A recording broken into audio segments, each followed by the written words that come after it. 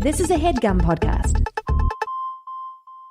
Monday, December 26th, the last episode of 2016. And ever. Holy shit. Thanks, everybody. We've had a good time doing the podcast. Well, we'll on to the next shit, though. We'll actually be still doing the podcast in 2017. That's amazing. I was afraid I wasn't going to have a job. I was putting on a happy face. But No, that was not a happy face. I was glum. You were going out in a blaze of glory, it seems. Sure. I see you writing a pretty scathing company-wide email. Oh, yeah. Strongly worded. Send to all four of us. This episode, once again, is brought to you by our very own HeadGum Store. That's great. The store is still there. We're adding stuff to it all the time. Namely, and notably... a Yes Dude shirt. A Yes Dude shirt. Yes Dude. Store. Shirt Dude. Shirt Store dude. There's also a Sweatshirt Dude. Sweatshirt Dude. Warmth Dude. HeadGum swag in all shapes and sizes. We got swell water bottles. We got shirts, sweatshirts, phone cases. Everything your Fart desires. Fart desires. Is that what you're going to say? No, that was a good one. Let's take it from the top. Hey, Monday, December 26th. Amazing. Anything your fart desires is available at store.headgum.com. That's store.headgum.com. This episode is coming out right in the middle of that Christmas, New Year's week. What a nice week. What a relaxed... I wonder where I'll be when this episode comes out. Well, it'll be right after Christmas, maybe somewhere near home. Is it the day after, the 26th or the 27th? The 26th, yeah. Ooh, I'll be a little hungover. Very nice. I get a little plastered on Christmas. So if you're and hungover... every night of my sad life. All right, that's very nice. Sorry about that. If you're hungover or hanging out with your family, thank you for making time for listening to this episode and listening to us all year long. What a wild ride it's been. Indeed, indeed. But we made it. So let's get right into this episode. Things, of course, it's the last episode of the year, so things got real. Let's get started. Adios. Like emailing your questions so you can get some advice. Don't be angry when it comes back and it's not that nice. And I feel for them, these divas can be a hassle, cause Jake would eat an asshole while tripping on Molly and bath salts. Jake in the mirror, so stay clear in the pinch, drinks beer and tries to fuck everything that is near. And honestly, I don't really think these girls like being lied to, but they can give a shit when Jake's coming inside you. Interrupting cow. How? Rap now. You may be thinking, what the fuck do I do? Emailing the podcast and listen to these nerdy Jews, Ace and Jocelyn, cause they know how to speak the truth. Well, at least that's what I do. If I were you, if I were you, yeah, if I were you, yeah, Caesar cheese, if I were you, show.com. Do you hear me? I love my mom. Jackson Booth. J Booth. That's a cool name for a cool song. The booth is the truth. Very good. I can rap too. How's that? The booth is the truth. Here, I'll give you the "Hi, my name is" beat, and then you can rap to it. No need. All right, ready? I already proved Down. myself. Banana. Actually, you suck at beatboxing, so I'm not going to be able to. Oh, all right. Very fair. That was, once again, Jackson Booth. Thank you for that opening theme song parody, of course, of My Name is... Shicky Shicky. That song came out when I was, in 9th grade. That was, 18 years ago. Holy almost. shit. That shit wouldn't fly today. Now it's, Syria this and Russia hacking that. We have bigger issues than if it's cool if I hump a dead moose. Oh, yeah, I guess, but I don't understand what your point is. I'm just saying, Marshall... The times have changed? No, not even that. I think the times have stayed the same to the point where my name is what? Excuse me? You're not going to discourse, man. I really think my name is who? I don't get you, dude. My name is Slim Shady. All right. This is If I Were You, the only advice podcast on the internet that releases a brand new episode in the dead week between Christmas and New Year's Eve. We got 1 week now where nobody's doing shit. And you're not even going to mention Hanukkah? Oh yeah, we're in the dead middle of Hanukkah. That week is the Hanukkah week. Everything is happening at once. Everyone's with their family. I guess if you're traveling a lot, so maybe it is a busy podcast week too. Possibly. So anyway, we wanted to release a new episode for you guys. I thought maybe it would be fun to read specifically holiday questions. Oh, I love that. So it's like the Game Boy, but we're reading only for Christmas. holiday words. Yeah. Oh, maybe I could search Hanukkah too. All right. You want to start with a Christmas question? Sure. Should we search something like as simple as Christmas, or should we do like stocking? Oh, I was going to do Christmas just to get us started. Okay. These are questions we've never read before, but contain the word Christmas. All right. First one. Ready? Yep. I'm a 24-year-old woman in uni. Wait, what should we call this lady? Rudolph. Nice. Thank you. Rudolph writes, I'm a 24-year-old woman in uni, and I just got out of a long-term relationship a few months ago and have been on a few dates, and in general, I tried to get out there and meet people. I'm not really interested in a new relationship, so it's mostly been fun and a few casual hookups. I met a cool guy on Tinder before I went home for Christmas this week, who takes the same courses as I do at uni, just a few years lower. We talked about how stressful school is, and that we should both want to blow off, and that we both just want to blow off steam, aka hook up. And we met for a coffee 2 times just to see if we were compatible before I went home, and we totally are. But now I'm home and I don't know what to do to keep him interested. My question is, should I keep texting him over break to keep the possibility of a hookup in 3 weeks open, or not talk to him till I get back? I don't want to be annoying, so do you guys have any suggestions? That's an interesting one.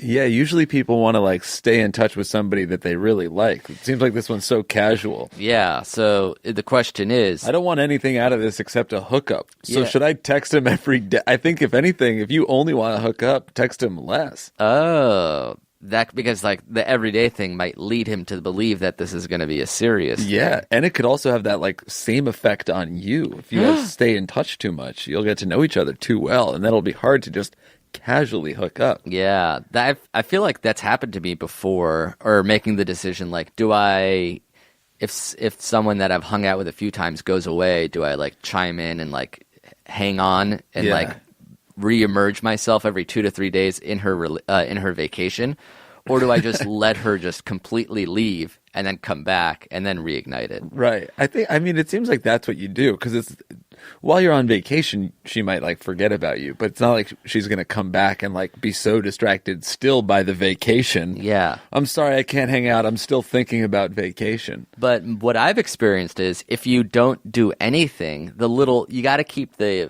flame going just a little bit. Mm-hmm. So like if it completely extinguishes, like 3 weeks of not talking, I think that might extinguish the flame. And then they come back and they're like, I don't care or remember about you. I guess you got to leave the pilot light on. Yeah, leave the pilot light on. So Maybe like a bi-weekly check-in. Yeah. And then hope they do the same. Right. That way you're at least like keeping some semblance of whatever the embers going for a few Stoke times the a week. embers. Don't Yeah. throw another log on Exactly. until he's throwing his log in. Oh yeah, folks. Oh yeah. And the coffee date is a weird thing to do if you only want to hook up. 2 coffee dates. It's so that's like coffee dates. It's 2 coffee dates. Like, hello. So we may want to have a casual encounter. I've had a coffee date once. Some people swear by them. I fucking hate them. Have you ever had one? Yes, by accident. I mean, I've gotten coffee and there was a girl there that I was hitting on. I hate coffee dates, man. I'm not on when I'm having my coffee in the morning. Yeah, it's like a 2 p.m. afternoon tea date. Give me 2 whiskeys and then we're good. I'm not charming in daytime, caffeinated. That's the last time I want somebody to see me. That's when I'm buying airline tickets. I also I'm focused on my inbox. My coffee orders are also like I need a lot of sugar in my coffee, you know, Right. like You don't have a cool coffee order. Yeah, but I've got like the cool drink order. Yeah, like old fashioned with a specific whiskey. Yeah. That's like you ordering a black coffee, and then if they want room for cream, you sort of laugh. No, I actually like the taste of coffee. Yeah, and like the only order, like, can you make it extra hot? Yeah. And actually, can you make it extra black? No. Only grounds. Can I just get a clump of grounds and I'll chew on it like tobacco? Yes. So, anti-coffee date personally, but I guess if you like it, it's fine. It's just weird to have 2 to vet a casual hookup. That's you've already not been casual about it. Yeah. To vet somebody over 2 coffee dates is the opposite of casual. It's good. It's really hard to nail a coffee date. Like come away and be like, that was an awesome coffee date. Now I'm ready for dinner with you. The other type of date you dislike. I guess when you do, when you're doing a lot of dating, I feel like that's when people start doing coffee dates because you don't want to. I mean, I do, but generally, people it's considered unhealthy to like get drinks 5-6 nights of the week. So if you're like going out on that many dates and every single night is like alcohol. Right. It's a little, could throw you off kilter. So that's why it's nice to do coffee. Yeah, I think it's nice for the lady because they can cut it off sooner. Like if you're getting drinks with a guy, it's going to last you don't want a second longer. round? Yeah.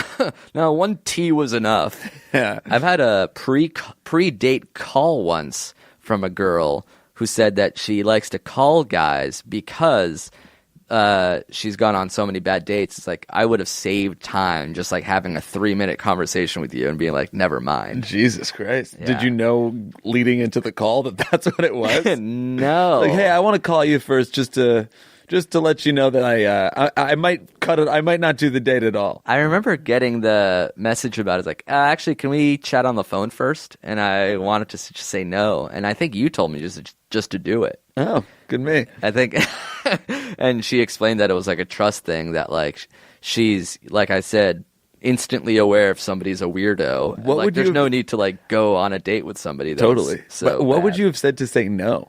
I would have been like, this is like, I don't subscribe to all these rules. Like, let's just keep it fun and whatever. Like, I don't need to hop on a phone call with you. I wouldn't have said that. Right.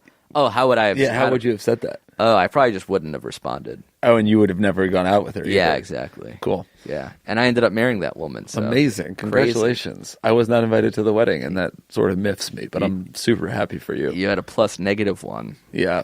All right, let's search another holiday word. Dreidel. Dreidel. Dreidel, dreidel, dreidel, I made you out of There's clay. not a dreidel word. There's not a dreidel in our inbox. What? Yeah. No one has ever said dreidel? I guess no one has any dreidel-related questions. My cousin just got a kitten and named it Dreidel. I thought that's that a good was a really good name. Yeah, that is a good name. I'll search Hanukkah, even though it has so many different types of spellings. Hanukkah. Hanukkah is actually... Oh, there's some questions about Hanukkah. All right. There the Jews are. Yeah, here we are. Oh, yeah, this girl's got a real nice Jewish name, which we can't use, unfortunately.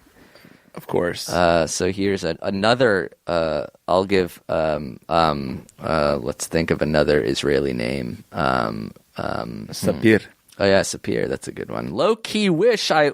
Sorry, this one starts with Sapir saying, "Low key wish I were married to either/both of you. I live in northern New Jersey Shore area, and since day one have loved all your videos and shit. Let's go both. I'll just stop pretending that I don't know how this operates and start inserting Game Boy." Wait a minute. Is this a question? This might not be a question.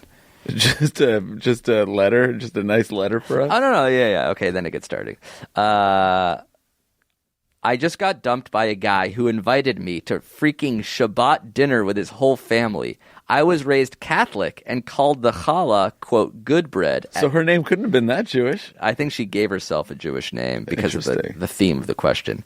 And I thought it went great. But I was given the axe a matter of days later. I was perfectly charming, and I felt his brothers and parents liked me. But WTF, out of nowhere this happened. He was asking me to stay over his place each and every night. And then blammo, I was chucked to the trash like a used tampon.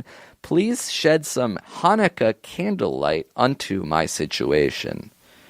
So in her brain, the way the story went was she got invited to the Sabbath dinner, and days later was broken up with. Right. So she thinks she nailed it, but then she got broken. I wonder if this is like the Sabbath is his version of the predate phone call. Sabbath is sort of a screener. Yeah. If you work well in a very tense environment with my entire family doing religious rituals that you're not used to, then I think we're ready to get tea. And I guess it didn't work out. I'll have to know what the guy's version of this story was.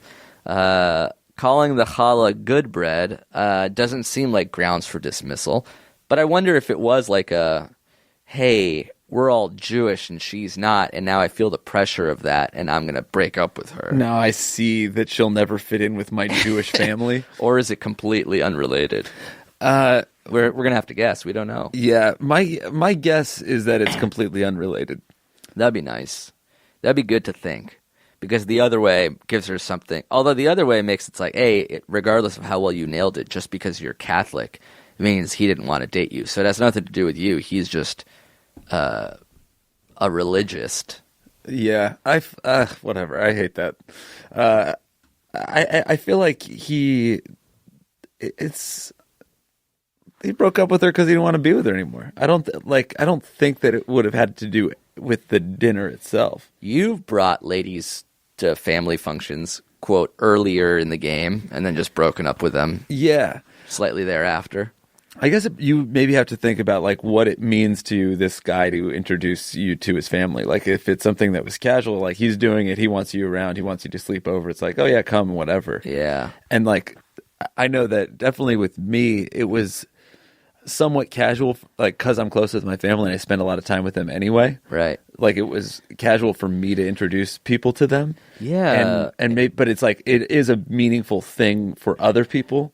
Introducing a family in general is like, some people are like, yeah, whatever. I'll show my parents who I'm dating after like 3 dates. And Right. with me, I'm like, nah, if it's not a real relationship, I'm not like showing somebody that I've dated even for like 4 months. Yeah. Yeah. That's crazy. But like the way I treat my parents is like the last step, because Right. I don't want them to like, now they know who I'm dating. Now they're asking me about this person. It's like, oh, it's not as big of a deal as you think. So Yeah. I treat it like an important last step. But So- you treat it as like one of the casual beginnings. Yeah. I mean, I guess to me, it's like maybe I don't know if I have like an actual philosophy on it, but it seems like perhaps I like to just make sure my family likes them right away. Oh, interesting. But also, I don't even know if that's true. I think that my I family think you just don't care. Well, my family's also never ever. That's not true. Have they ever vetoed? There were definitely people that they were slower to warm to. Yeah. That's as mean as your mom gets, is slowness to warm to eventually love somebody. Yeah. So, I mean, I definitely have full faith in my family to embrace people that I care about. Right. So then it's definitely not like a hurdle or a scary thing for me. Right. All right. So not enough information, but hopefully it's not that big of a deal either way. He doesn't like you for whatever reason. Yeah, that's the real takeaway. He did break up with you, so you can like relive every single like thing that led up to that and like what are the reasons, but it doesn't even matter. Fuck this dude. Yeah, fuck him.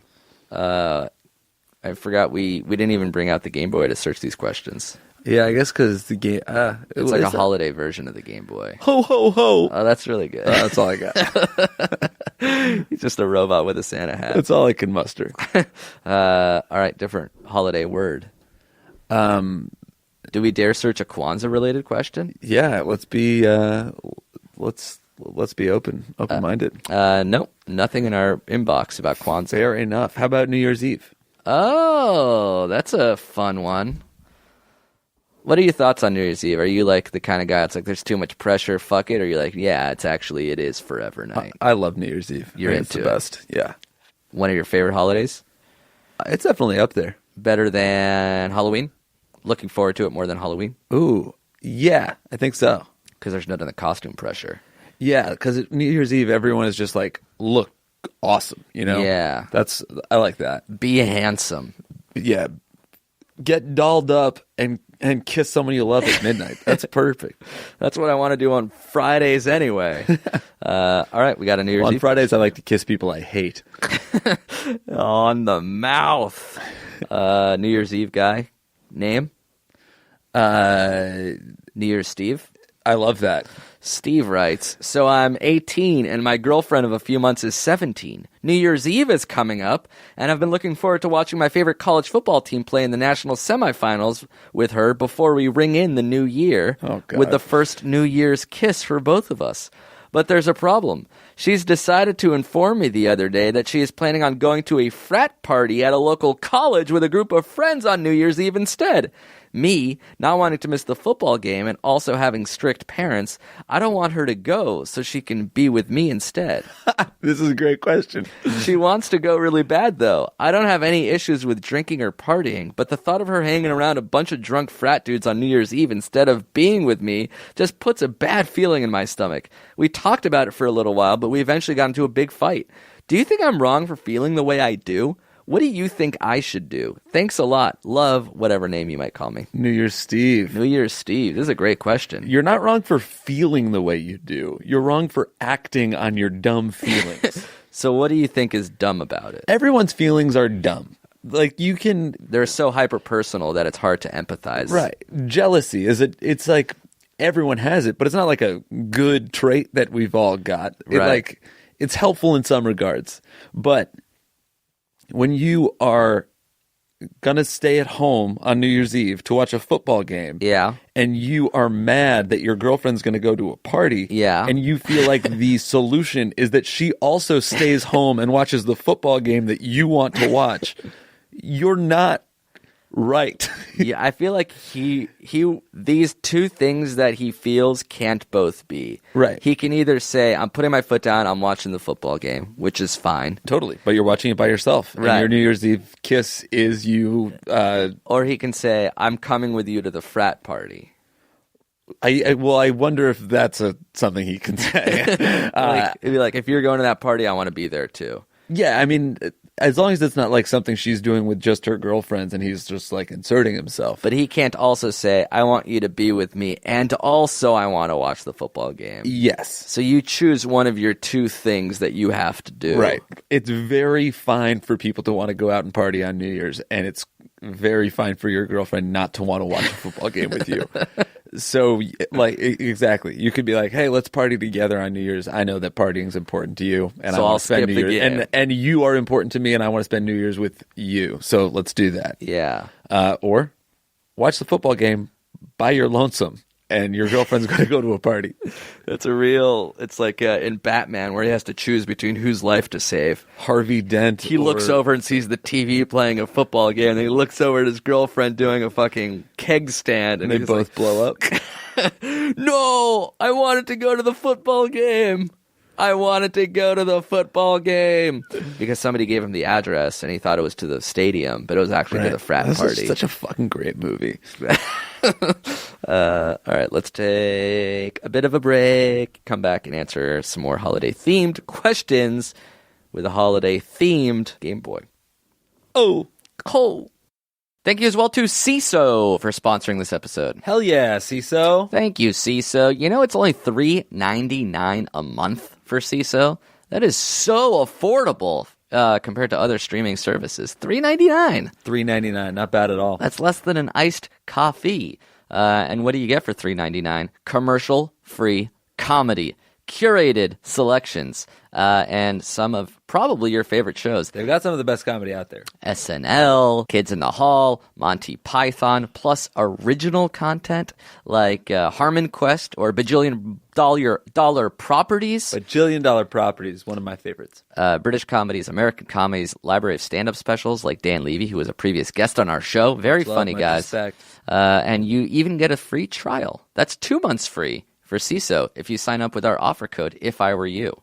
So check them out. Go to Seeso, SEESO.com. Use promo code If I Were You. That's all one word. And you get 2 free months, and then it's just $3.99 a month after that. Amazing. That is insanely affordable. What a great value. What an amazing company. And if you're listening to this over the holidays, you're probably at home without much to do. So why don't you fill up that time with some grade A laughter. Har, har, har, har. And start with Seeso, SEESO.com, promo code If I Were You.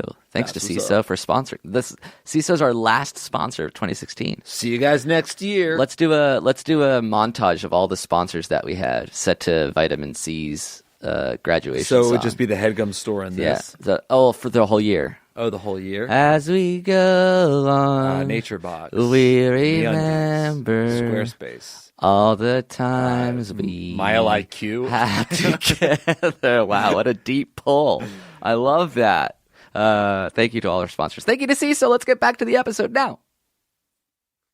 And as our lives change, and we are back, and we are going back to Australia. This is the first episode, I think, that it will come out after our tickets are available for our return shows in Australia. Hell yes. I cannot wait to come back. Do you know I had Vegemite on my with breakfast yesterday? Oh, really? You're getting back in the mood. Getting back in the mood.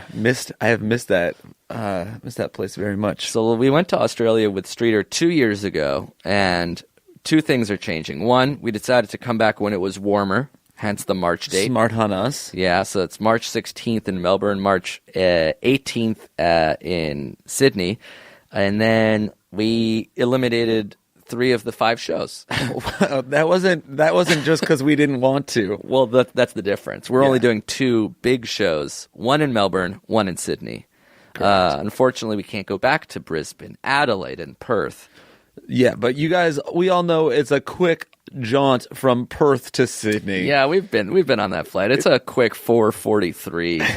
You're in and out off the plane, partying with us in Sydney. So hopefully, if you live in or around those cities, you will come see us. It's going to be Streeter doing stand-up, us doing our live show, but really it's so much more than that. Yeah, we have fun. And we have extra fun with you guys. Last time, that was when I tried crowd surfing for a couple times. Yeah, that was a fun one. In Melbourne, it failed. Right. In Sydney, it worked. I think Sydney is the same theater. We're going back to the Metro Theater.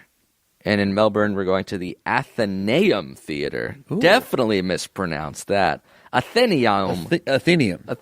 Athenian. But the tickets Isn't it information. Athenian? Athenium? I don't know. Plus the accent. I'm so far off, I bet. Right. Remember, we mispronounced Melbourne for a long time when we were doing it before. Yeah, that was a bad situation, too. Embarrassing. But tickets available at ifIwereYouShow.com or jakeandamir.com. We're probably heavily promoting it at this point. Not too many tickets for these shows, and we're only doing 1 show in each city, so you want to snag them ASAP. I believe we sold out both of those cities last time, so do it now. That's also true. So we'll see you guys down under, hopefully very soon. Other than that, I don't know what else there is to say. I mean, we're in the middle of our holiday season. We'll have some more stuff to talk about in January, I'm sure. Yeah, keep them busy. All right, you want to search some more questions? Let's search Santa. Oh, now we're talking. I love Santa, man. What? Santa's awesome. Why? He gets me gifts, dude. What? I love Santa. Oh, God. Claus? No, I know. Do you know him? Santa? Yeah. Claus? Yes, I know Santa Claus. Santa Claus. I'm just Old jolly Saint Nick. St. Nicholas himself. Yeah, he has a bunch of elves that help him make the toys, and then he... All right, I found a Santa All right, question. I was just letting you know who he was, and I didn't know if you... Sleigh, flying reindeer, A North lady, Pole. You know that guy? we'll call Mrs. Claus. That's his wife. You do. All right, good shit. Mrs. Claus writes, my mom Motherfucker loves cookies. and milk. He can't get enough milk. Big ass white beard, red hat, red pants, red jacket, black boots, You've seen the guy. big buckle, you know? Cadillac. Candy canes. All right, go ahead. My mom told me about a month ago that she wanted Billy Joel tickets for my dad from my dad for Christmas. They're children, and I have to coordinate these things. So, bam, like the best daughter I am, I helped my dad find tickets, and he happily bought them. Nice. And they weren't cheap. Fast forward a couple weeks, and my mom is suddenly freaking out about money, saying how things are tight, and to tell my dad not to get her anything for Christmas. Just a bit of a backstory. My dad is completely clueless when it comes to finances, so my diva mom whining about bills doesn't faze him. Anyway, I wanted to say to my mom, do you not remember that you specifically told me that it was number 1 on your wish list? But I just kept my mouth shut. So what should I do? It's not like my dad is going to sell the tickets. He already thinks he's a god for getting them in the first place. I'm thinking I should maybe remind/warn my mom so she doesn't have a bad reaction on Christmas morning. But I'm sure my dad would be bummed if he found out that I ruined the surprise. So what would you do? Help a sister out for this first worldliness of first world problems. Oh, this is a nice question. Yeah. It's complex. It's complex, but I think I know the answer. Okay. Don't say or do anything. The tickets are good. The present is perfect. People freak out about money and then stop all the time. You know, Right. I think that the money freak out is not going to last as long as the desire to see Billy Joel in concert.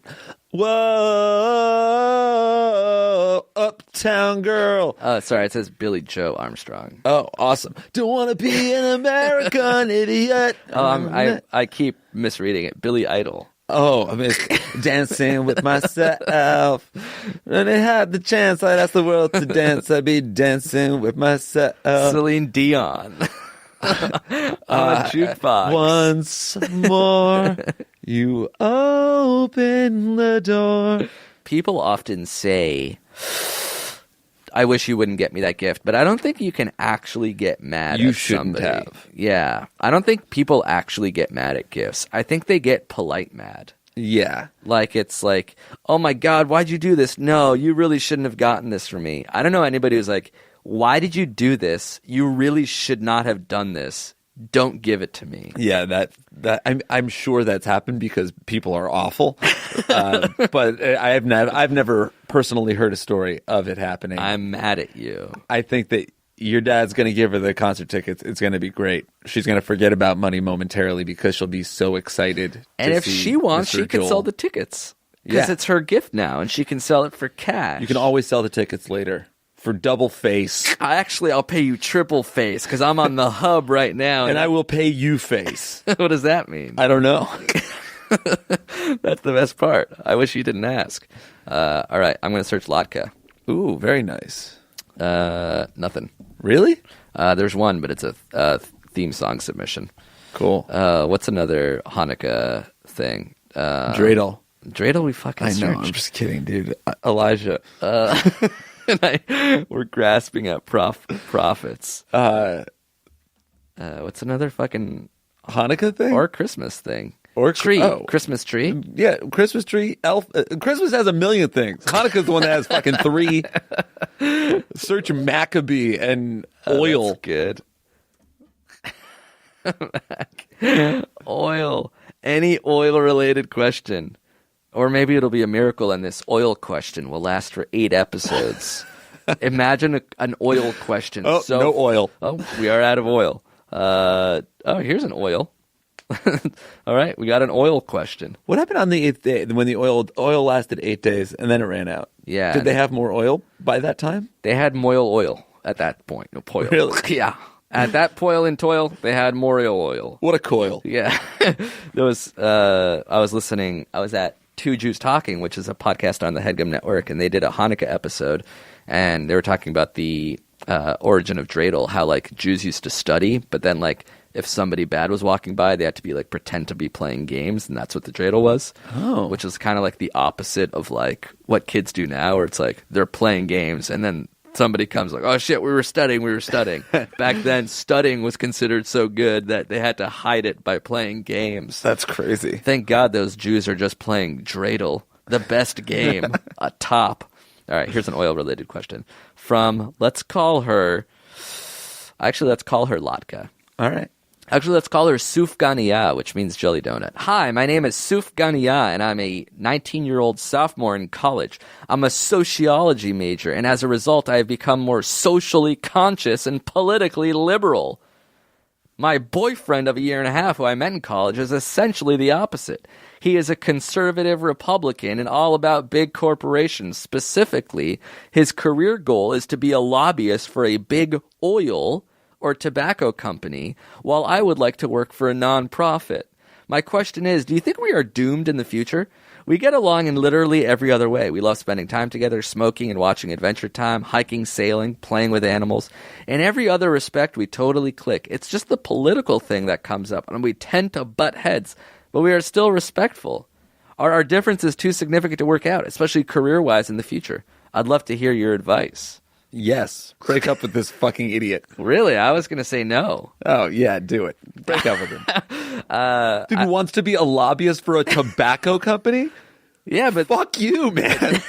but they get along in every other way. No, they don't. Yeah, they do. They said they smoke and watch Adventure Time. They like hiking, sailing. So they both like cigarettes. Yeah. What if Or she weed. also likes smoking? Okay, that's one thing. Yeah. He wants to work for a company that murders people. Oh, this is so cut and dry for you, isn't it, you bleeding heart liberal? I am a bleeding heart How liberal. dare you not see the gray area? There is no gray area. Tobacco's actually pretty good for you if you take away the No, nicotine it's not. part.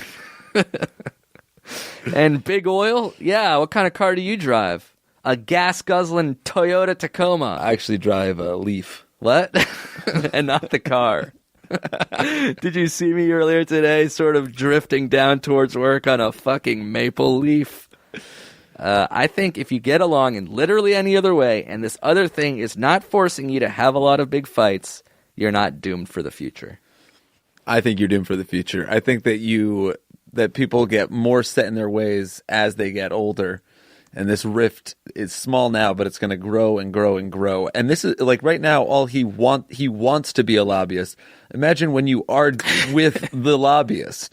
Yeah, or it's going to be like one of his things where he's just saying that to like get under your skin. I don't know. What does one want to be a lobbyist? Like, is that a thing that you want to do? Is that a thing that happens? Or do you just really like money? I have no idea. I still don't entirely know what a lobbyist does. I know they try to win influence or whatever, but like, why does that get them money? Yeah. Are they actually in the lobby? Is that how it starts? Like congressmen are going into Congress and there's a guy in the lobby who's like, can I talk to you? I'm a lobbyist. I'm a lobbyist. I'm here because I like cigarettes and I know you do too. Actually, smacking a packing a smack. Why don't we go outside and fire a couple of these bad boys up? You know, I like to smoke them 2 at a time. All right. 2 different thoughts. Cigarettes give you cancer, everybody. That's not the argument here. All right. What's another? Let's get through 1 or 2 more holiday-themed Game Boy search results. Ornament. For those of you joining for the first time, I'm searching our Gmail inbox, so people will email us ifiwereyoushow@gmail.com, and we have thousands of emails in here, and now we're just searching our Gmail for specific questions. No ornament. No ornament? Nah, no ornament. Good Lord. Little drummer boy. Holy shit, there's a million. I bet Little Drummer Boy might be in there. No. Give it a shot. I did. Give it another shot. It worked! Silent Night. Oh, very nice. Holy Night. Do you know that song? Silent Night. Holy Night. Just a yes or no would suffice. Sleep in heavenly. I'm going to search Santa Claus. Okay. Didn't we already do that? Did we? No, we didn't search Santa Claus. Ooh. All right, we got one Santa Claus question. The Game Boy has one. Hell yeah. Only one Santa? Yeah, the rest is just like spam. All right. Day one listener, new friend caller. Let's call this guy Santa Claus. Recently, I began dating my high school crush several years after we both graduated from high school. She's a goddamn dime. Super sweet and intelligent. Essentially the girl of my dreams. While she went to university and studied political science after high school, I found a good job this is like the opposite of what we just read. I found a good paying job and began investing in real estate without pursuing a higher education. Cut to the present, where I own a lot of properties in our hometown, and she has recently moved in with me with a lot of student debt. She has not so subtly hinted that I should be using my extra income to pay off her debt, but I was very straight up about my desire to not pay for her years of education. Should I suck it up and play the student debt Santa Claus to this girl, or stick to my guns and make her work it off herself? P.S. We are both 24 years old. Don't go paying off your girlfriend's debt. No, you're not going to do that. What about fiance? I think fiance and wife, when you've like made that kind of commitment to each other, and like then it becomes a little more normal. If you're just boyfriend and girlfriend and you're paying off her fucking student debt, that's crazy to me.